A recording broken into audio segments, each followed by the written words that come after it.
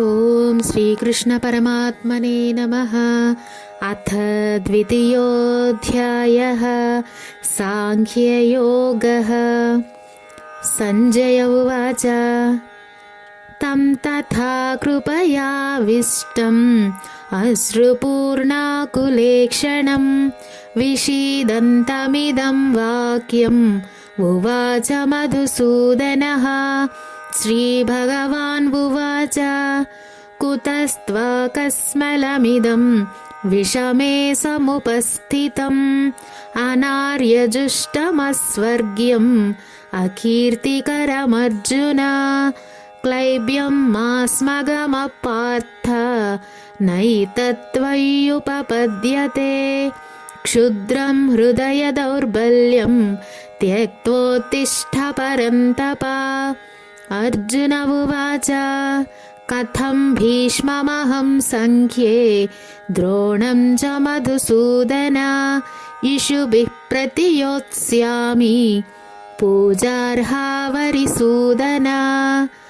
గురూన్ హత్వా హి మహానుభావాన్ శ్రేయో భోక్తుం భైక్ష్యమపీహ లోకే హత్వార్థకామాంస్తు గురూనిహైవ భుంజీయ భోగాన్ రుధిరప్రదిగ్ధాన్. న చైతద్విద్మః కతరన్నో గరీయో యద్వా జయేమ యది వా నో జయేయుః యానేవ హత్వా న జిజీవిషామః తేవ స్థితాః ప్రముఖే ధార్తరాష్ట్రాః. కార్పణ్యదోషోపహతः స్వభావः పృచ్ఛామి త్వాం ధర్మసమ్మూఢచేతాః. యచ్ఛ్రేయస్యాన్నిశ్చితం బ్రూహి తన్మే శిష్యస్తేహం సాధి మాం త్వాం ప్రపన్నం. నహి ప్రపశ్యామి మమాపనుద్యాత్ యచ్చోకముచ్చోషణమింద్రియాణాం అవాప్య భూమావసపత్నమృద్ధం రాజ్యం సురాణామపి చాధిపత్యం. సంజయ ఉవాచ ఏవముక్త్వా హృషీకేశం గుడాకేశః పరం తప న యోత్స్య ఇతి గోవిందం ఉక్త్వా తూష్ణీం బభూవః. తమువాచ హృషీకేశః ప్రహసన్నివ భారత సేనయోరుభయోర్मध्ये విషీదంతమిదం వచః. శ్రీభగవాన్ ఉవాచ అశోచ్యానన్వశోచస్త్వం ప్రజ్ఞావాదాంశ్చ భాషసే గతాసూనగతాసూంశ్చ నానుశోచంతి పండితాః. న త్వేవాహం జాతు నాసం న త్వం నేమే జనాధిపాః న చైవ న భవిష్యామః సర్వే వయమతః పరం. దేహినోస్మిన్ యథా దేహే కౌమారం యౌవనం జరా తథా దేహాంతర ప్రాప్తిః ధీరస్తత్ర న ముహ్యతి. మాత్రా స్పర్శాస్తు కౌంతేయ శీతోష్ణసుఖదుఃఖదాః ఆగమాపాయినో నిత్యాః తాం స్థితిక్షస్వ భారత. యం హి న వ్యథయంత్యేతే పురుషం పురుషర్షభ సమదుఃఖసుఖం ధీరం సోమృతత్వాయ కల్పతే. నాసతో విద్యతే భావో నాభావో విద్యతే సతః ఉభయోరపి దృష్టోంతః త్వనయోస్తత్వదర్శిభిః. అవినాశి తు తద్విద్ధి येन సర్వమిదం తతం వినాశమవ్యయస్యాస్య న కశ్చిత్ కర్తుమర్హతి. అంతవంత ఇమే దేహా నిత్యస్యోక్తాః శరీరిణః అనాశినో ప్రమేయస్య తస్మాద్యుధ్యస్వ భారత.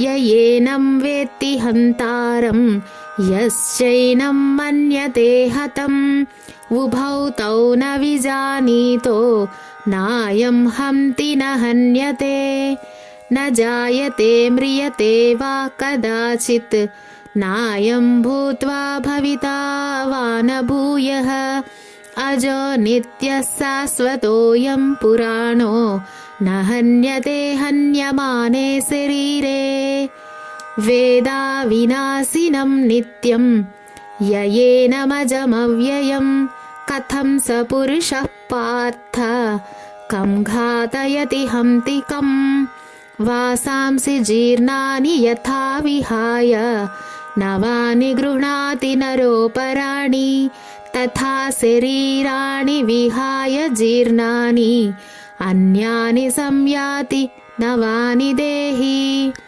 नैनं छिन्दन्ति शस्त्राणि नैनं दहति पावकः न चैनं क्लेदयन्त्यापो न शोषयति मारुतः अच्छेद्योऽयमदाह्योऽयम् अक्लेद्यो शोष्य एव च नित्यः सर्वगतस्थाणुः अचलोऽयं सनातनः अव्यक्तोऽयमचिन्त्योऽयम् अविकार्योऽयमुच्यते तस्मादेवं विदित्वैनं नानुशोचितुमर्हसि अथ चैनं नित्यजातं नित्यं वा मन्यसे मृतं तथापि त्वं महाबाहो नैवं शोचितुमर्हसि जातस्य हि ध्रुवो मृत्युः ध्रुवं जन्म मृतस्य च तस्मादपरिहार्येऽर्थे न त्वं शोचितुमर्हसि अव्यक्तादीनि भूतानि व्यक्तमध्यानि भारत अव्यक्तनिधनान्येव तत्र का परिदेवना आश्चर्यवत् पश्यति कश्चिदेनम् आश्चर्यवद्वदति तथैव चान्यः आश्चर्यवच्चैनमन्यः शृणोति श्रुत्वाप्येनं वेद न चैव कश्चित् देहि नित्यमवध्योऽयं देहे सर्वस्य भारत तस्मात् सर्वाणि भूतानि न त्वं शोचितुमर्हसि स्वधर्ममपि चावेक्ष्य न विकम्पितुमर्हसि धर्म्याद्धियुद्धात् श्रेयोऽन्यत् क्षत्रियस्य न विद्यते यदृच्छया चोपपन्नं स्वर्गद्वारमपावृतं सुखिनः क्षत्रियाः पार्थ लभन्ते युद्धमीदृशम् अथ चेत्त्वमिमं धर्म्यं सङ्ग्रामं न करिष्यसि ततः स्वधर्मं कीर्तिं च हित्वा पापमवाप्स्यसि अकीर्तिं चापि भूतानि कथयिष्यन्ति ते व्ययाम् सम्भावितस्य चाकीर्तिः मरणादतिरिच्यते भयाद्रणादु परतं मंस्यन्ते त्वां महारथाः येषां च त्वं बहुमतो भूत्वा यास्यसि लाघवम् अवाच्यवादांश्च बहून् वदिष्यन्ति तवाहिताः निन्दन्तस्तव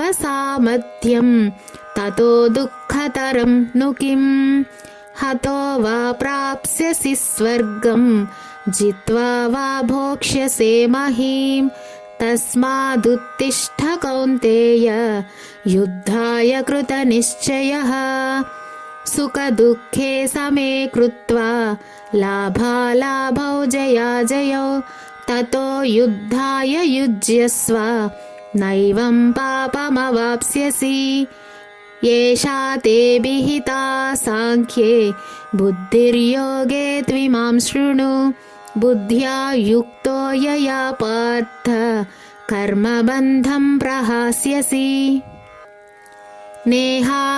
नेहाभिक्रमनाशोऽस्ति प्रत्यवायो न विद्यते स्वल्पमप्यस्य धर्मस्य त्रायते महतो भयात् व्यवसायात्मिका बुद्धिः एकेह कुरु नन्दन बहुशाखाह्यनन्ताश्च बुद्धयो व्यवसायिनाम् यामिमां पुष्पितां वाचं प्रवदन्त्यविपश्चितः वेदवादरताः पार्थ नान्यदस्तीति वादिनः कामात्मानः स्वर्गपरा जन्मकर्मफलप्रदां क्रियाविशेषबहुलां भोगैश्वर्यगतिं प्रति भोगैश्वर्यप्रसक्तानां तयापहृतचेतसां व्यवसायात्मिका बुद्धिः समाधौ न विधीयते त्रैगुण्यविषया वेद निस्त्रैगुण्यो भवार्जुन निर्द्वन्द्वो नित्यसत्त्वस्थो निर्योगक्षेम आत्मवान् यावानर्थ उदपाने सर्वतः सम्प्लुतोदके तावान् सर्वेषु वेदेषु ब्राह्मणस्य विजानतः कर्मण्येवाधिकारस्ते मा फलेषु कदाचन मा कर्मफलहेतुर्भूः मा ते सङ्गोऽस्त्वकर्मणि योगस्थः कुरु कर्माणि सङ्गं त्यक्त्वा धनञ्जय सिद्ध्यसिद्ध्योः समो भूत्वा समत्वं योग उच्यते दूरेण ह्यवरं कर्म बुद्धियोगात् धनञ्जय बुद्धौ शरणमन्विच्छ कृपणाः फलहेतवः बुद्धियुक्तो जहातीह उभे सुकृतदुष्कृते तस्माद्योगाय युज्यस्व योगः कर्मसु कौशलम् कर्मजं बुद्धियुक्ता हि फलं त्यक्त्वा मनीषिणः जन्मबन्धविनिर्मुक्ताः पदं गच्छन्त्यनामयम् यदा ते मोहकलिलं बुद्धिर्व्यतितरिष्यति तदा गन्तासि निर्वेदं श्रोतव्यस्य श्रुतस्य च श्रुतिविप्रतिपन्ना ते यदा स्थास्यति निश्चला समाधावचला बुद्धिः तदा योगमवाप्स्यसि। अर्जुन उवाच स्थितप्रज्ञस्य का भाषा समाधिस्तस्य केशव स्थितधिः किं प्रभाषेत किमासीत व्रजेत किम् श्रीभगवान् उवाच प्रजहाति यदा कामान् सर्वान् पार्थमनोगतान् आत्मन्येवात्मना तुष्टः स्थितप्रज्ञस्तदोच्यते दुःखेष्वनुद्विग्नमनाः सुखेषु विगतस्पृहः वीतरागभयक्रोधः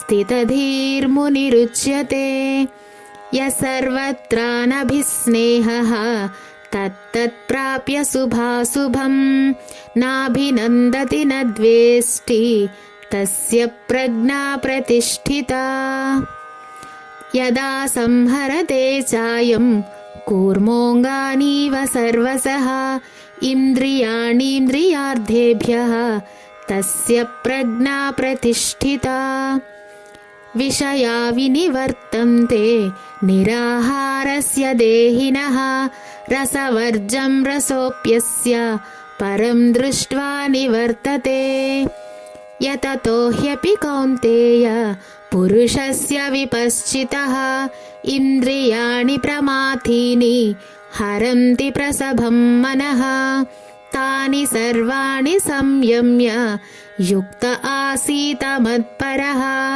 वसे हि यस्येन्द्रियाणि तस्य प्रज्ञा प्रतिष्ठिता ध्यायतो विषयान् पुंसः सङ्गस्तेषूपजायते सङ्गात् संजायते कामः कामात् क्रोधोऽभिजायते क्रोधात् भवति सम्मोहः सम्मोहात् स्मृतिविभ्रमः स्मृतिभ्रंशात् बुद्धिनाशो बुद्धिनाशात् प्रणश्यति रागद्वेषवियुक्तैस्तु विषयानिन्द्रियैश्चरन् ఆత్మవశ్యైర్విధేయాత్మా ప్రసాదమధిగచ్చతి. ప్రసాదే సర్వదుఃఖానాం హానిరస్యోపజాయతే. ప్రసన్నచేతసో హ్యాసు బుద్ధిః పర్యవతిష్ఠతే. నాస్తి బుద్ధిరయుక్తస్య న చాయుక్తస్య భావనా న చాభావయతః శాంతిః అశాంతస్య కుతః సుఖం. ఇంద్రియాణాం హి చరతాం యన్మనోనువిధీయతే తదస్య హరతి ప్రజ్ఞాం వాయుర్నావమివాంభసి. తస్మాద్యస్య మహాబాహో నిగృహీతాని సర్వసః ఇంద్రియాణీంద్రియార్థేభ్యః తస్య ప్రజ్ఞా ప్రతిష్ఠితా. యాని సా సర్వభూతానాం తస్యాం జాగర్తి సంయమి. యస్యాం జాగ్రతి భూతాని సా నిశా పశ్యతో మునేః. ఆపూర్యమాణమచల ప్రతిష్టం సముద్రమాపః ప్రవిశంతి యద్వత్ తద్వత్ కామాయం ప్రవిశంతి సర్వే సశాంతిమాప్నోతి న కామకామీ. విహాయ కామాన్ యః సర్వాన్ పుమాంశ్చరతి నిస్పృహః నిర్మమో నిరహంకారః సశాంతిమధిగచ్చతి. ఏషా బ్రాహ్మీ స్థితిః పార్థ నైనాం ప్రాప్య విముహ్యతి. స్థిత్వా స్యామంతకాలేపి బ్రహ్మనిర్వాణమృచ్చతి. ఓం తత్సదితి. శ్రీమద్భగవద్గీతాసు ఉపనిషత్సు బ్రహ్మవిద్యాయాం యోగశాస్త్రే శ్రీకృష్ణార్జున సంవాదే సాంఖ్యయోగో నామ ద్వితీయోధ్యాయః. జై శ్రీకృష్ణ. ఈ అధ్యాయంలో శ్రీకృష్ణుడు అన్ని పరిస్థితుల్లో ప్రశాంతంగా ఎలా ఉండాలో, ఇంద్రియాలని ఎలా నిగ్రహించుకోవాలో, మనస్సు ఎప్పుడూ ప్రశాంతంగా ఎలా ఉంచుకోవాలో, మరియు కామము, క్రోధము, లోభము ఇలాంటివి ఎలా మనలో ఎదుగుతాయో వాటిని ఎలా నిర్మూలించవచ్చో దశల వారీగా శ్రీకృష్ణుడు విశదీకరించాడు. సంజయుడు పలికెను. జాలి నిండిన వాడై శోకతప్త హృదయంతో కంటి నిండా నీరు నిండిపోయి ఉన్న అర్జునుడిని చూసిన శ్రీకృష్ణుడు ఈ విధంగా పలికెను. ప్రియమైన అర్జున, ఇలాంటి క్లిష్ట సమయంలో ఈ చిత్తభ్రాంతి ఎట్లా దాపురించింది? ఇది గౌరవనీయ వ్యక్తికి తగదు. ఇది ఉత్తమ లోకాలకు దారి తీసేది కాకపోగా అపకీర్తి పాలు చేస్తుంది. ఓ పార్థ, ఈ యొక్క పౌరుషహీనత్వానికి లోను కావటం నీకు తగదు. ఓ శత్రువులను జయించేవాడా, ఈ నీచమైన హృదయ దౌర్బల్యం విడిచిపెట్టి యుద్ధానికి లెమ్ము. అర్జునుడు ఇట్లు పలికెను. ఓ మధుసూదన, పూజ్యులైన భీష్ముడు, ద్రోణాచార్యుడు వంటి వారి మీద యుద్ధంలో నేను బాణాలు ఎలా విడవగలను? ఓ శత్రువులను నాశనం చేసేవాడా, నా గురువులైన ఈ పెద్దలను సంహరించి ఈ భోగాలను అనుభవించడం కంటే యాచకుడిగా బతకడం మేలు కదా. వీరిని చంపితే మనం అనుభవించే ఈ సంపద, భోగాలు రక్తంతో కళంకితమై ఉంటాయి కదా. ఈ యుద్ధం యొక్క ఎలాంటి ఫలితం మనకు మేలైనదో కూడా నాకు తెలియటం లేదు. వాళ్ళను జయించడమా లేదా వారిచే జయించబడటమా? వారిని సంహరించిన తరువాత కూడా మనకు జీవించాలని అనిపించదు కదా. అయినా వారు ధృతరాష్ట్రుని పక్షంలో చేరి మన ఎదురుగా యుద్ధభూమిలో నిలిచి ఉన్నారు. నా కర్తవ్యం ఏమిటో నాకు తెలియటం లేదు మరియు ఆందోళన, పిరికితనము నన్ను ఆవహించాయి. నేను నీ శిష్యుడను, నీకు శరణాగతుడను. నాకు నిజంగా ఏది శ్రేయస్కరమో దానిని నాకు ఉపదేశించుము. నా ఇంద్రియాలను శుష్కింపజేస్తున్న ఈ శోకమును పోగొట్టే ఉపాయమేది తోచటం లేదు. నేను ఈ భూమిపై సుసంపన్నమైన ఎదురులేని రాజ్యాన్ని గెలిచినా లేదా దేవతల వంటి ఆధిపత్యం పొందినా కూడా ఈ శోకమును తొలగించుకోలేను. సంజయుడు ఇట్లు పలికెను. ఈ విధంగా పలికిన గుడాకేశుడు, శత్రువులను శిక్షించేవాడు, హృషీకేశునితో గోవింద, నేను యుద్ధం చేయను అంటూ మౌనంగా ఉండిపోయాడు. ఓ ధృతరాష్ట్ర, ఆ తరువాత ఇరుసేనల మధ్యలో శోక సంతుప్తుడైన అర్జునుడితో శ్రీకృష్ణుడు మందహాసంతో ఇట్లు పలికెను: నీవు ప్రాజ్ఞతతో కూడిన మాటలు పలుకుతున్నావు, కానీ శోకింపకూడదాన్ని గురించి శోకిస్తున్నావు. ప్రాణములు పోయిన వారి గురించి కానీ బతికున్న వారి గురించి కానీ పండితులైన వారు శోకింపరు. నేను కానీ నీవు కానీ ఈ రాజులందరూ కానీ లేని సమయము లేదు, ఇక ముందు కూడా మనము ఉండకుండా కూడా ఉండము.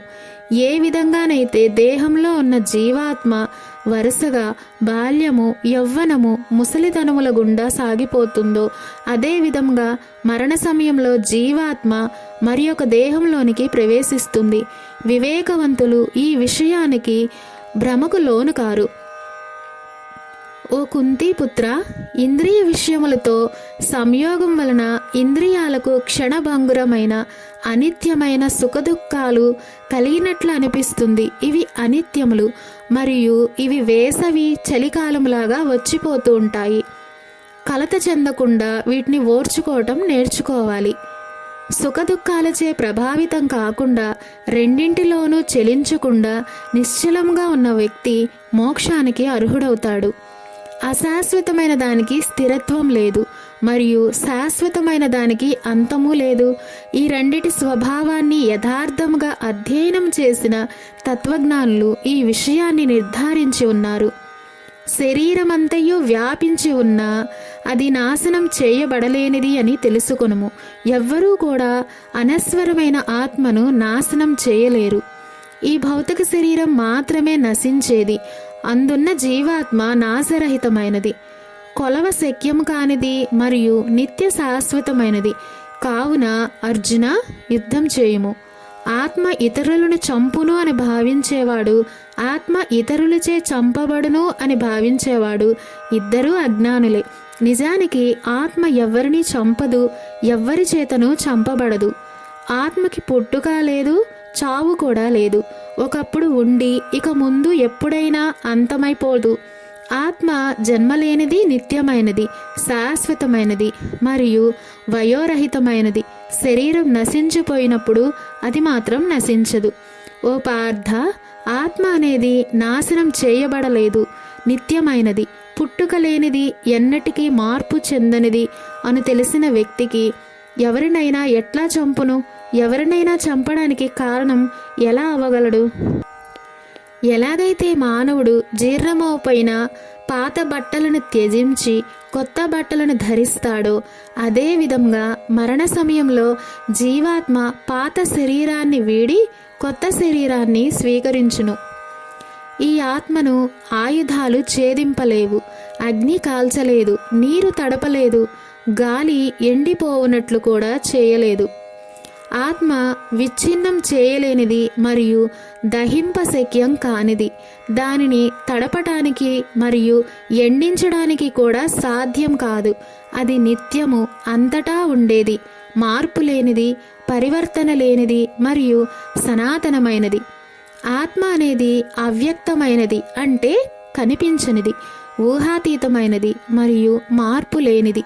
ఇది తెలుసుకొని నీవు శరీరం కోసం శోకించవద్దు. కానీ ఒకవేళ నీవు ఆత్మ పదే పదే జనన మరణాలకు లోనవుతుంది అని అనుకున్నా సరే, ఓ అర్జున, ఇలా శోకించుట తగదు.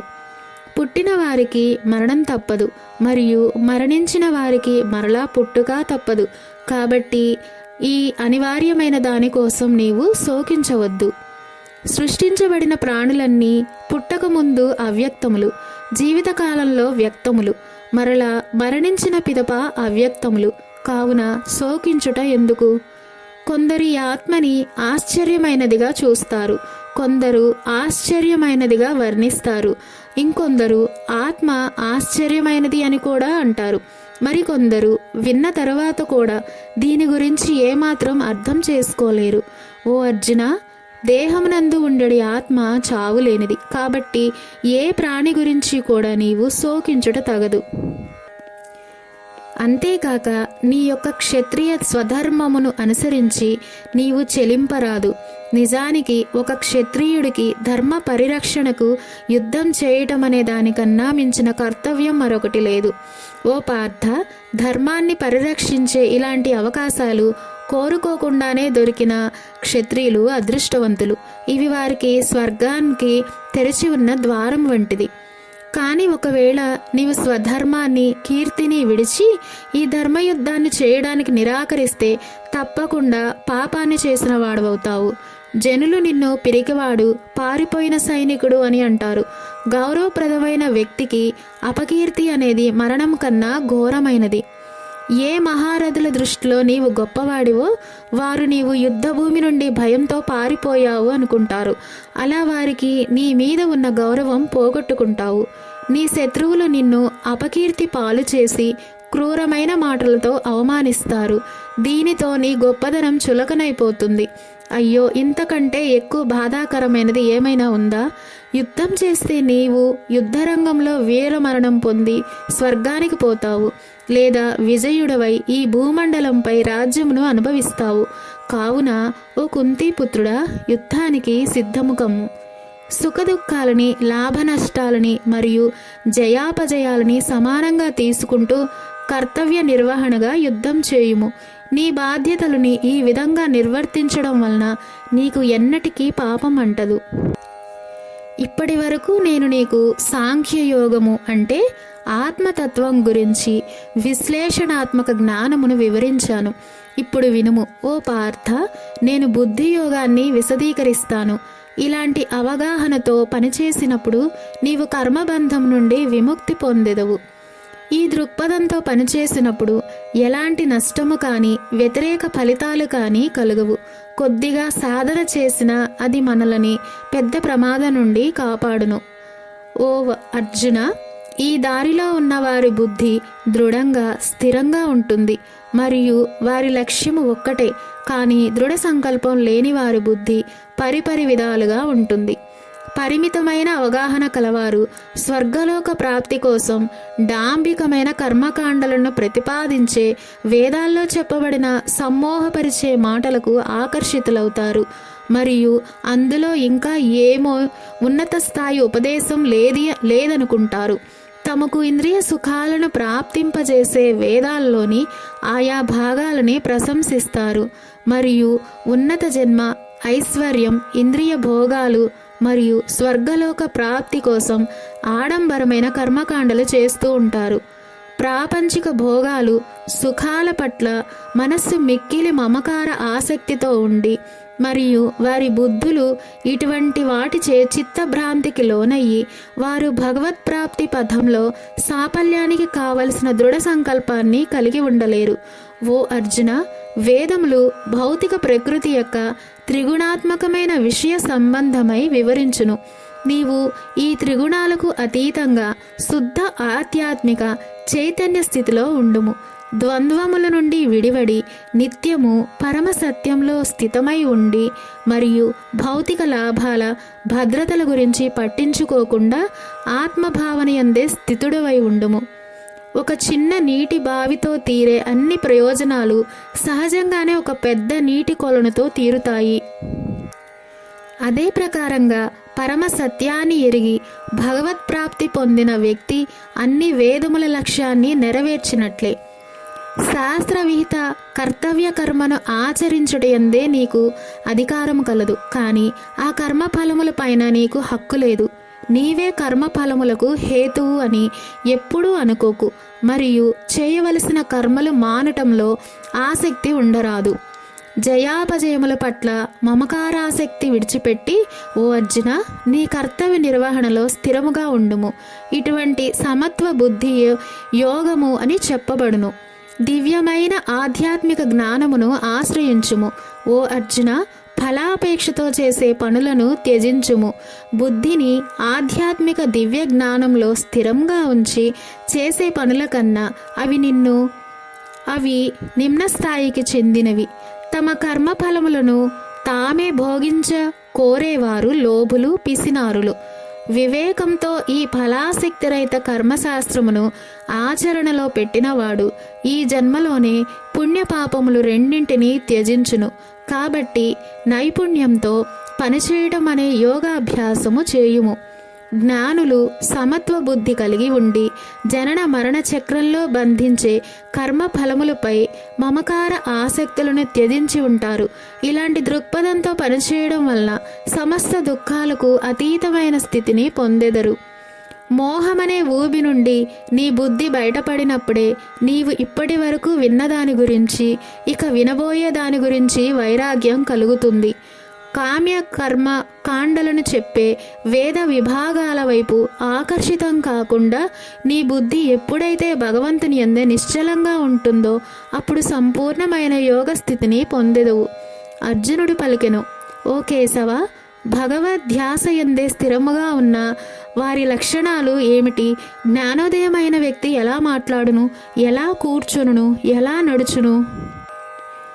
శ్రీకృష్ణ భగవానుడు ఇలా పలికెను, ఓ పార్థ, మనస్సుని వేధించే అన్ని స్వార్థ ప్రయోజనాలను ఇంద్రియ వాంఛలను త్యజించి ఆత్మజ్ఞానంలో సంతుష్టుడైనప్పుడు ఆ వ్యక్తిని స్థితప్రజ్ఞుడు అంటారు.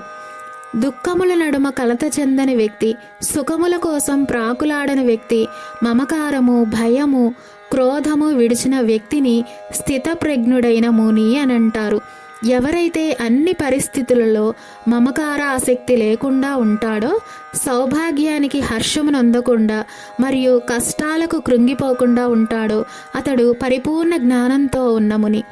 తాబేలు దాని అంగములను తన పైచిప్పలోనికి ఉపసంహరించుకున్నట్టుగా ఇంద్రియములను వాటి విషయార్థముల నుండి వెనుకకు మరల్చగలిగిన వాడు దివ్యమైన ఆధ్యాత్మిక జ్ఞానంలో స్థిరచిత్తుడగును. సాధకులు తమ ఇంద్రియాలను వాటి భోగవస్తు విషయాల నుండి నియంత్రించినా కానీ ఇంద్రియ విషయాల మీద రుచి ఉండిపోతుంది. కానీ భగవత్ప్రాప్తి నొందిన వారికి ఆ రుచి కూడా అంతమగును. ఇంద్రియములు ఎంత ప్రబలమైనవి, అల్లకల్లోలమైనవి అంటే, ఓ కుంతి పుత్రుడా, వివేకము కలిగి స్వీయ నియంత్రణ పాటించే సాధకుని మనస్సుని కూడా బలవంతంగా లాక్కొని పోగలవు. ఎవరైతే తమ ఇంద్రియాలను వశమునందే ఉంచుకొని మనస్సుని నాయందే ఎల్లప్పుడూ లగ్నం చేయుదురో వారు సంపూర్ణ జ్ఞానంలో స్థితులై ఉన్నట్లు. ఇంద్రియ విషయాల మీద చింతన చేయడం వలన వాటి మీద మమకారాసక్తి పెరుగుతుంది. ఈ ఆసక్తి కోరికలను కలగజేస్తుంది మరియు కోరికల నుండి క్రోధం ఉత్పన్నమవుతుంది. కోపం అనేది విచక్షణారాహిత్యానికి దారితీస్తుంది. అది జ్ఞాపక శక్తి భ్రమని కలగచేస్తుంది. స్మృతి భ్రమ కలిగినప్పుడు బుద్ధి నశిస్తుంది. బుద్ధి నశించినప్పుడు మనుష్యుడు పతనమవుతాడు. ఇంద్రియ వస్తు విషయాలను వాడేటప్పుడు కూడా మనస్సును నియంత్రించిన వాడై మమకార ద్వేషరహితంగా ఉన్నవాడు భగవంతుని కృపకు పాత్రుడగును. భగవత్ కృప ద్వారా అన్ని దుఃఖాలు తొలగిపోయే పరమశాంతి లభిస్తుంది. మరియు అలా ప్రసన్న చిత్తంతో ఉన్న వ్యక్తి యొక్క బుద్ధి శీఘ్రముగానే భగవంతుని యందు స్థిరముగా నిలుస్తుంది. కానీ మనస్సు ఇంద్రియాలను నియంత్రించని క్రమశిక్షణ లేని వ్యక్తికి స్థిరమైన బుద్ధి కానీ నిలకడైన భగవద్ధ్యాస కానీ ఉండవు. ఎవరైతే మనస్సుతో భగవంతుని యందు ఎన్నడూ ఐక్యమవడో వానికి శాంతి ఉండదు. మరియు మనశ్శాంతి లోపించినవాడు సంతోషంగా ఎలా ఉండగలడు? ఎలాగైతే బలమైన వీచే గాలి నీటిలో నావను దాని దిశ నుండి పక్కకు నెట్టివేస్తుందో, ఏ ఒక్క ఇంద్రియము పైన గాని మనస్సు కేంద్రీకృతమైనచో అది బుద్ధిని హరించి వేస్తుంది. కాబట్టి ఓ అర్జున, శక్తివంతమైన బాహువులు కలవాడా, ఇంద్రియాలను ఇంద్రియ విషయాల వైపు నుండి పూర్తిగా నిగ్రహించిన వ్యక్తి ఆధ్యాత్మిక జ్ఞానంలో స్థిరముగా ఉండును. అన్ని ప్రాణులు దేన్నైతే పగలు అనుకుంటాయో అది పండితునికి అజ్ఞానపు రాత్రి, మరియు అన్ని ప్రాణులు ఏది రాత్రియో అది అంతర్ముఖులైన జ్ఞానులకు పగలు. ఎన్నో నదులు తనలో నిత్యం కలుస్తున్నా ఎలాగైతే సముద్రం నిశ్చలంగా ప్రశాంతంగా ఉంటుందో అదేవిధంగా ఎన్నో వాంఛనీయ వస్తువులు తమ చుట్టూ వస్తూనే ఉన్నా చలించని యోగి శాంతిని పొందుతాడు. కోరికలను సంతృప్తి పరచుకోవడానికే కృషి చేసే వ్యక్తి ఇది పొందడు. ఎవరైతే అన్ని ప్రాపంచిక కోరికలను త్యజించి మరియు అత్యాశ లేకుండా, నేను నాది అన్న భావన లేకుండా మరియు అహంకార రహితంగా ఉంటాడో అలాంటి వానికి పరిపూర్ణమైన ప్రశాంతత లభిస్తుంది. ఓ పార్థ, జ్ఞానోదయం కలిగిన జీవాత్మ స్థితి ఎలా ఉంటుందంటే, ఒకసారి జ్ఞానోదయం కలిగిన తర్వాత ఇక మళ్ళీ అది మాయలో పడదు. మరణ సమయంలో కూడా ఈ వివేకంతో స్థిరంగా ఉన్న ఇటువంటి వ్యక్తి జనన మరణ చక్రం నుండి విముక్తి పొంది ఆ భగవంతుని దివ్యధామానికి చేరుకుంటాడు. సర్వం శ్రీకృష్ణార్పణమస్తు.